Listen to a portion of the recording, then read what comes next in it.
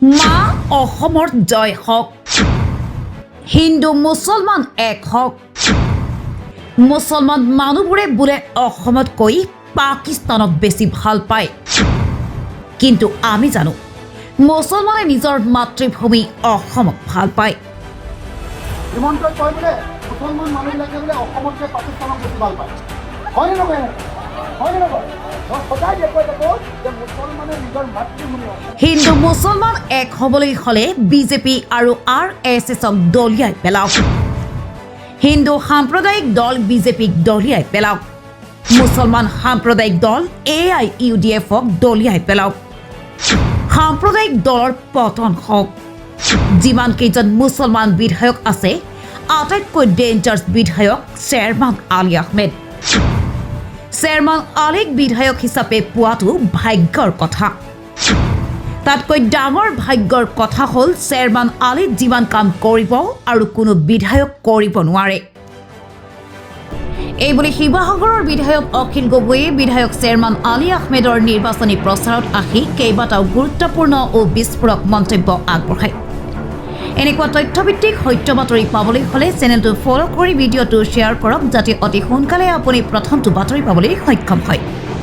শুনো আহক বিধায়ক অখিল গগৈৰ কেইবাটাও গুৰুত্বপূৰ্ণ ও বিস্ফোৰক মন্তব্য। News desk report N8 Assam.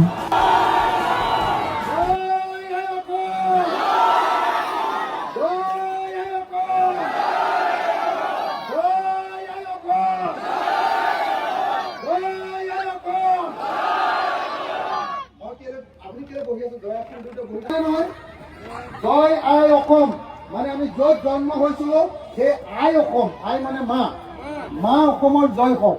বুজিলে? মই কেলে সঞ্চালকৰ এলেকালৈ আহিলে সদায় জয় অসম দিওঁ জানেনে নাই? হিমন্তই কয় বোলে মুছলমান মানুহবিলাকে বোলে অসমতকৈ পাকিস্তানক বেছি ভাল পায়।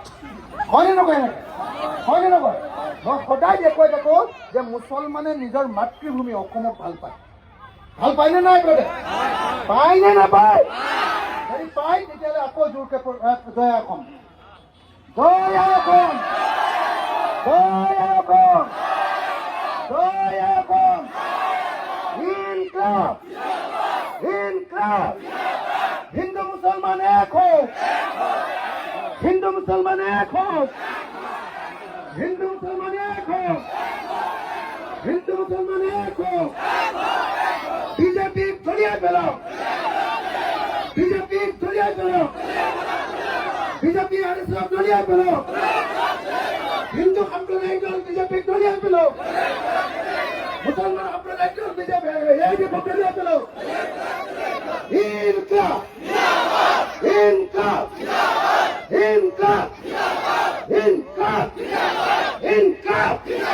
জয় অসম, জয় অসম, জয় অসম। হিন্দু মুছলমান এক হোক, হিন্দু মুছলমান এক হোক, হিন্দু মুছলমান এক হোক। এতিয়া লাষ্ট হিন্দু মুছলমান এক হোক, হিন্দু মুছলমান এক হোক।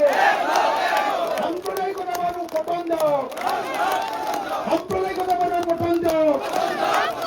জয় অসম, জয় অসম, জয় অসম। শ্বেৰমানদাক জিকাবনে নাই?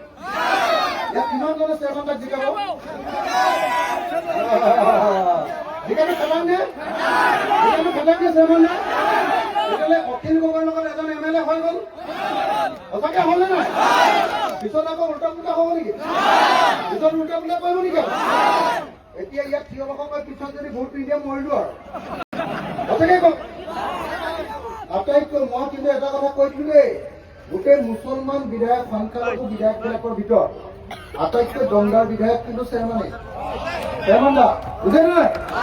গতিকে আপোনালোকৰ সমষ্টিত শ্বেৰমান দাক পোৱাটো বহুত ভাগ্যৰ কথা। আৰু তাতকৈ এটা ভাগ্যৰ কথা যে শ্বেৰমান দাই বিধায়ক হিচাপে যিমান কাম কৰিব আৰু আপোনালোকৰ কোনো বিধায়কে কৰিব নোৱাৰে। হ'বনে? সঁচাকে ভোট দিবনে নাই? যদি দিয়ে একেলগতে জোৰকে এটা হাত তালে।